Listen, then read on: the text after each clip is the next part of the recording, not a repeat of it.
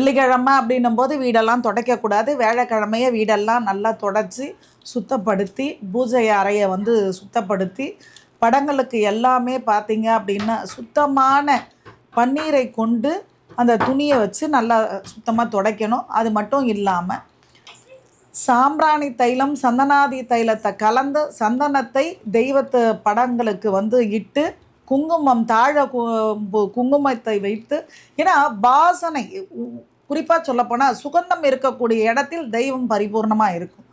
அப்போ இந்த சந்தானாதி தைலம் சந்தானத்தை பெருக்கக்கூடிய சந்தானம் அப்படின்னும் போது நம்ம வாழ்க்கையில் குழந்தை பேர் மட்டும் இல்லை, சகல சம்பத்துகளையும் பெறக்கூடிய தன்மை அந்த சந்தனாதி தைலத்துக்கு உண்டு. சாம்பிராணி தைலத்திற்கு எப்படிப்பட்ட தெய்வமும் வசியமாகக்கூடிய தன்மையும் உண்டு.